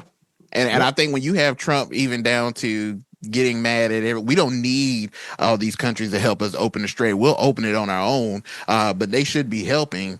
How you go from dogging me, talking trash about me, and then say, "Hey man, I need your help." But if you don't help me, I don't need you. You just a coward. Like, bro, the messaging is terrible. That's the perfect demonstration or dramatization of his messaging for real. This is why you shouldn't have been crapping on your allies in the first place. But here we go again, just Trump doing what Trump thinks is the right thing to do, and the people that are whistling in his ear and giving him the direction or the feeding of his ego for him to approach this war like this, this conflict rather, it ain't gonna end well. And at the end of the day, I don't care who told you what. You can say, "Oh, well, Marco told me this, JD told me that." At the end of the day, the name on the White House says Trump, and that's what'll be remembered. The implications, the gas is slowly creeping to $4. It'll be $4. Average. It'll be $4 before we come back. Oh, for sure. Y'all next week. For sure. All these things are taking place, and we still don't have an off ramp. It sounds like we're just gonna keep staying on this ride. It's not a good look, and I'll be interested to see what happens. We on the highway of conflict with no power steering, no power steering fluid. Right. And if you've ever tried to turn a car with it, bro, the forearm strength needed. By the time you get to your destination, you got to sit down. Tired. Hey man, why you quiet? What's wrong with you, man? My forearms on fire. you done worked out. And don't let you have no big deuce in the quarter. I had to do that, boy. Good day. Trying to make one right turn, bro. I feel like trying to turn a charter bus. Right. You plotting all your trips on MapQuest to be on straight routes. Hey, look, man, listen, boy. But man, listen, we'll see what happens. Trump, you got to do something. And I know you're going to do something. I just hope you do the right thing. And I don't know what the right thing is right now because you got yourself kind of in a pickle. I know what the right thing is. Resign. Yeah. Go home. All of them. Everybody go home, bro. Go home. We'll figure it out. Let's hit a reset on the government, on the federal government. Hard reset. Just take the cartridge out, blow on it, put it back in. It's like, okay. Maybe it's like owning that PlayStation when you didn't have a memory card. Maybe we just cut it off and cut it on. It's like we restarted all over again. Had no memory, no recollection of where you left off at. No memory card. We just start right back from square one, bro. But here's the problem: if we start back from square one, are we talking about square one 2024, square one 2020, square one 17? Well, that was a question when they first said "Make America Great Again." Look at the full circle moment. Let's take me back to the Clinton administration, where I can watch him on Arsenio Hall playing the saxophone, bro. I'll go back there, bro. Right before the scandal. I don't care about the scandal. The economy was booming, mad booming. Economy was booming. We had a surplus. The deficit was down. Hey, bro, life was good. You can do what you want to in that White House. You ask me. Cash money was getting ready to take over. Small price to pay. Hey, man, I know one thing that Trump has done, the benefit of this war he had with Iran. I don't know about y'all, but I ain't been getting as much scam calls since the war started. Well, that's because of the war, they're starting to send people home. you got less time to scam. Corporately. Hey, I didn't know it would take a war to get them calls to stop, but for that I say thank you. But that's because Pakistan and India about to blow each other up. Mm-hmm. That's what that is. Before I move on to the pickle, I did read something this past week that said the reason why Trump's ego is out of control right now is because he's never beat a man in an election. I mean, 'tis facts. 'Tis facts. Yeah. Well, we got your pickle. We got your pickle. We got your pickle.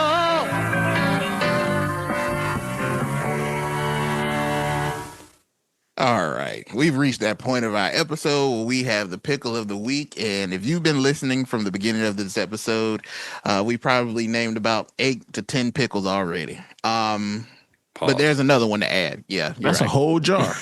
Yeah, Mount Olive. We got a new one, a new character to the pickle this week, and this one's a little messy. There's a gentleman by the name of Graham Platner up in Maine.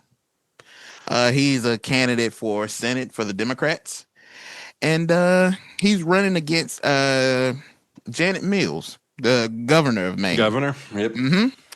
They're running for the U.S. seat that'll challenge. I forgot the Republican lady's name. Collins. Collins, yes, Collins.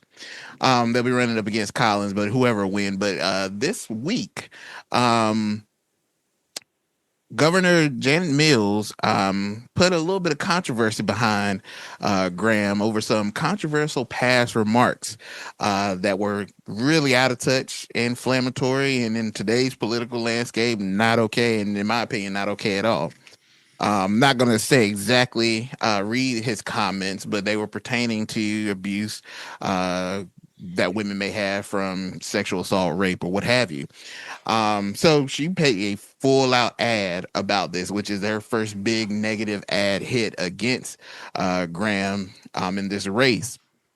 And his response to it, of course, is always like everybody's response, say, perfect. Try to soften it. It was taken out of context and is being weaponized politically. But he's trying to walk that back. Now, he did get a previous endorsement by Elizabeth Warren. She has endorsed him because he's a progressive. So he has her endorsement. But with Governor Mills, with this ad that has come out, might be a tough season for Mr. Graham. This is a great lesson that the things that you say may not live then, but they may live now. So you might want to be careful what you put on the internet. And those little jokes And those little comments you make when you decide to get into a political landscape where you're running for office, especially in a pivotal seat as this one, might come back to bite you, brother. So, Graham, I don't know how this is going to shape. I believe he's actually up in the polls against Mills, which is perfect timing for her to drop this. In most of the in most of the polls in Maine, he's leading. Some of them are pretty comfortable leads. So this certainly comes at a time where she needs that negativity to hopefully propel her over when the time comes against Graham. So we'll see what happens, Mr. Graham. Whether you meant him or not, hey, gotta live with him, brother, when it comes to politics. So good luck and watch your mouth. That's part of the reason why I would not go into politics. Hey, listen, bro. And I leave it to my good brother Manny. I'll support him on the sidelines and work the campaign and help where I can. But I know the dirt that's under my rug and the skeletons that are in my closet. Bro. And what G.I. Joe say? Knowing is half the battle. Half the battle. Well, I'm going to tell you. And I ain't trying to be a pickle on the podcast. Hey, listen, as I sit here with my brothers. Hey, look, I'm with you. I'm right there with you, Chuck. Ain't no way in the world I could clean out them closets good enough for it not to be a speck of dirt under mine. Now I will say they're not Epstein file level. Oh no. Whoa. Yeah. So y'all, so we ain't presidential dirt that level, no. but it's enough that my mama have a nice conversation with me. Boy, hey guys, what's wrong with you? It's just jokes. Come on, guys. I kid. I kid. Yeah.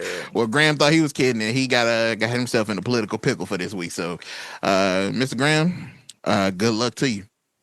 So, with that being said, man, we reached the conclusion of our episode, and guys, as always, we give you our spotlights of the week. So, Chuck, what you got this week, man, for your spotlight? Man, I've mentioned this before, and I will continue to mention this because it is very alarming. It is very frightening, honestly, and that is the attack on free media and free speech. As you all know, the deal that Paramount Skydance reached to acquire Warner Brother Discovery. This deal puts a conglomerate of news and journalistic media under the power of one individual and one entity who is, to say friends would be an understatement, with Donald J. Trump, and thus politicizing and silencing what we would like to believe could be independent and journalistic integrity. But it doesn't stop there. The FCC recently waived a restriction at the behest of Mr. Donald J. Trump to allow Nexstar. What's the name of this company? I'm sorry, y'all. I had it. Tegna by Nexstar Media is doing an acquisition. So the regulation of statutory regulation is that no one company can hold more than 39% of a national audience reach. Well, Donald Trump is buddy with the chairman and CEO and founder of Nexstar, Mr. Perry Sook. Or Sook. I don't know. It's Sook. Y'all 1-800. Y'all read about work for me. Yeah. They're buddies. So they waived this. And this could allow the company a combined reach anywhere between 55% to 80% of U.S. television households. Now, this is local television ownership, and these things were put in place many, many years ago to, one, not monopolize such a large environment, and two, knowing the influential impact that this can have in many different areas. But this is not the first time that FCC Chair Brendan Carr has done something that is a little funny and shaky. If you remember back during the primaries for Jasmine Crockett and Tellerico, there was a notice that was put out to CBS that they could not air the Tellerico interview because there's this clause that actually goes back to the 1920s called the Fair Exposure Clause, where if you're going to have one candidate shown aired, you must give an equal opportunity and amount of time to the next candidate. Okay, all well and good in intention, but this had not truly been enforced for many years. It started out and established in the 1920s because of radio broadcasting and making sure that there was equal opportunity back then. As time went on, it came up again with Jay Leno and Arnold Schwarzenegger when Arnold Schwarzenegger was running for governor. Him and Jay Leno are buddy-buddy. But the SEC made an exemption because in this standard or statute, it was in reference to news media and news outlets that had to have that fair use, fair opportunity standard, and late night television was not seen as that. Well, as we continue in today's time, the Republicans are taking a beating in the late night standards, in the late night circuits, from Colbert to the Daily Show. Yeah. Everybody's taking their shots. Everybody runs in their gamut. So this is their chance to kind of say, all right, y'all need to calm down. And so they Jimmy Kimmel is one of the first incidents last year where they really tried to stick it to him because of his commentary after the murder of Charlie Kirk.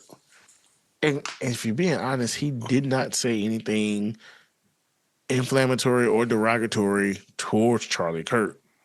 But because they have the power, they insinuated that they would shut down some of the local networks against ABC. So in this, we see more and more of a federal meddling and hand involved in our news and how things are covered, how things are portrayed, even to the point with this conflict with Iran. There's a lot of information that's not getting out and is being suppressed at the behest of the White House that our media outlets are not giving us. So it's very concerning, something to definitely keeping an eye on as this continues to go in a terrible direction. All right. We'll definitely keep our eye on it. Manny, what you got, brother? Man, so the Supreme Court is up to something. I don't know what I don't know what that something is, but it is something. So earlier this week, they said that they were going to take up TPS, that is temporary protected status. Temporary protected status allows nationals from crisis countries to live and work in the U.S. Legally for in 18-month increments, but there's no path to citizenship. So in Kristi Noem's time as the head of DHS, she's really focused on 13 different countries and their holders. So right now it's being challenged in court, them trying to strip protected status from a lot of people who are here from these countries. So right now it's been making its way through the lower courts, and the Supreme Court has now hopped over the lower courts and said, hey, we're going to take this up with a ruling that is slated to happen fairly quickly. They said as early as May, they could have a ruling out, which would be essentially them getting a ruling out before the court session ends. And this is really interesting because you don't really see the Supreme Court stepping over a lower court to do something. Now, right now, the lower courts have blocked them from being able to strip status from these countries. But there are kind of three potential outcomes that I see happening for this is that the Supreme Court will rule in favor of the administration. What that would mean is that the executive branch's ability to be able to strip a country of their protected status is a precedent that would be with the executive branch, but it could potentially not last long as soon as you have a change of the administration. The next scenario that could play out is they end up kind of stripping it down, letting only people do it for very particular reasons and very particular use cases for it to be able to be used. And the third outcome is they could actually go ahead and rule for TPS holders saying, hey, you guys just can't do this, that it has to be defined and specified if you're going to, try to take this, and it would be grandfathered back in to protect current holders. But this is really interesting, especially because they voted to do this as a Supreme Court unanimously. No one said, hey, we should not do this. And I don't know, y'all, like when the court is clearly conservative, and if the court is moving this, carefully around an immigration policy, something in this really has their attention. So I think we can expect to hear something over the next probably like 2 to 3 months.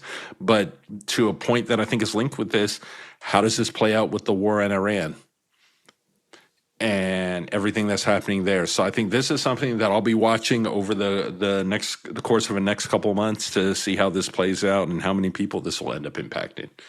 That's my spotlight. And yeah, that's my spotlight. All right.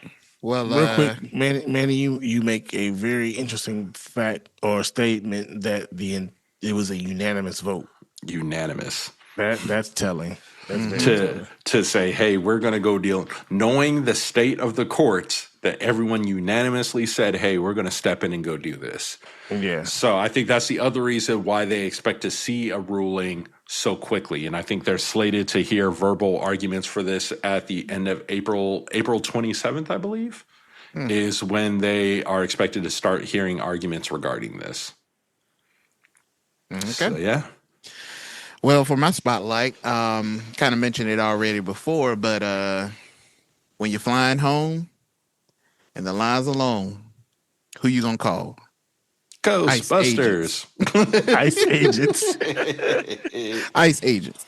At the release of this episode, Trump has announced that the Democrats won't fund DHS, that ICE will now be instructed into going into airports starting on Monday, and the operation will be headed up by none other than our border czar, Tom Homan. So Tom said he's finalizing the plan and it will be put into action starting Monday.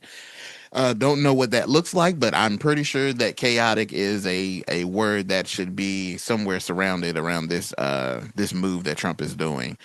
So if you were looking for relief in these airport lines, I seen a video from Atlanta that they were saying that it was taking like 2 hours to get through TSA.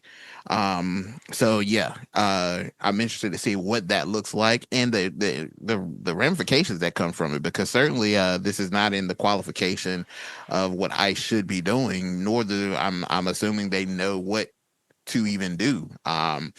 So on 24 hours notice. On 24-hour notice, yes. And I particularly in watching this because I'm interested in how people will move with this transition, because people could be trying to smuggle things in. There could be some activity going on that people feel like, okay, with this, now this is the time while the airports are chaotic to try to move and do anything.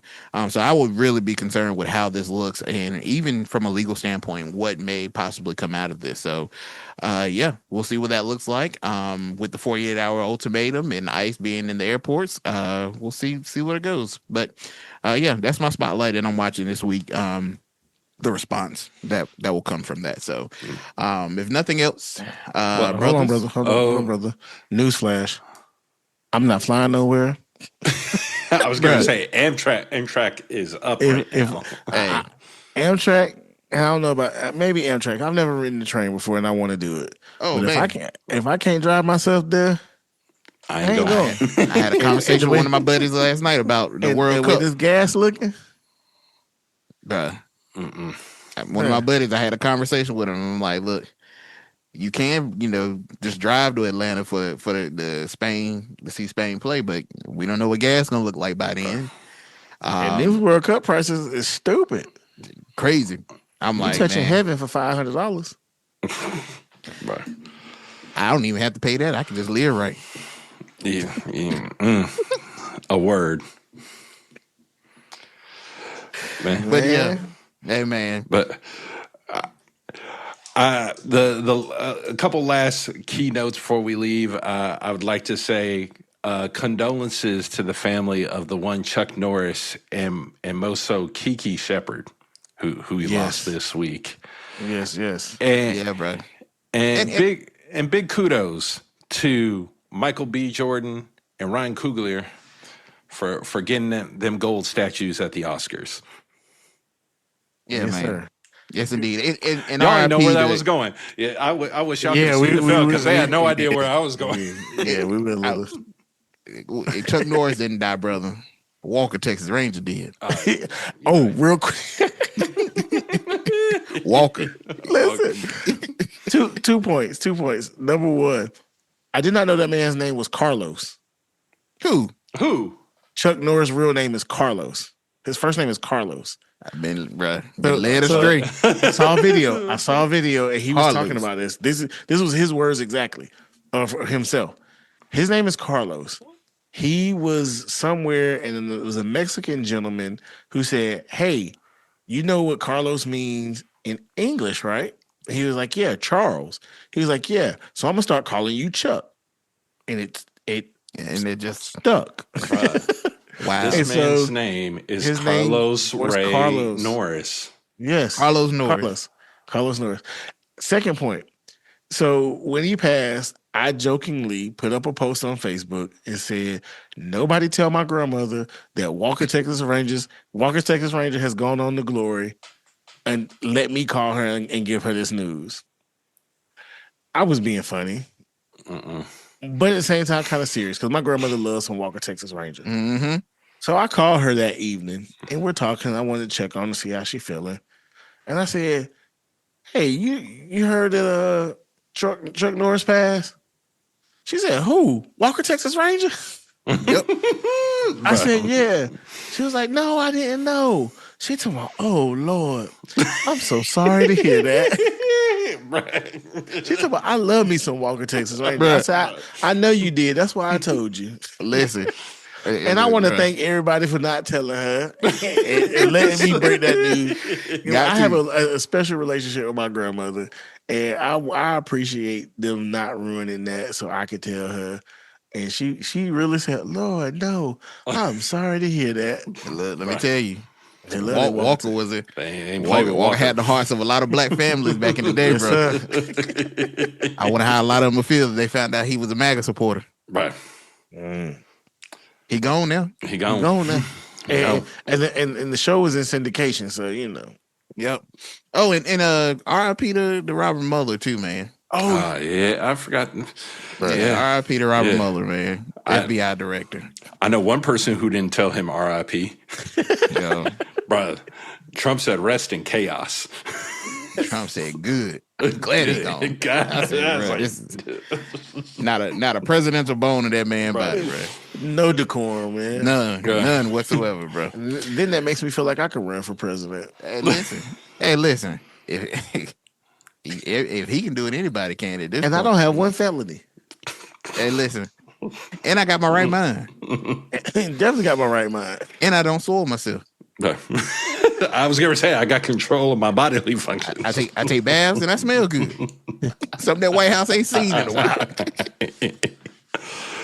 Well, to our listeners, This is the conclusion of our episode, the 75th episode of Pardon the Politics. So, lastly, I want to say shout out to you, brothers, for the journey that we've been on so far. And may the Lord bless us with 75 more as we continue to bring chaos and clarity amongst the people. So, with that being said, all hearts and minds clear, brothers. You good? You good?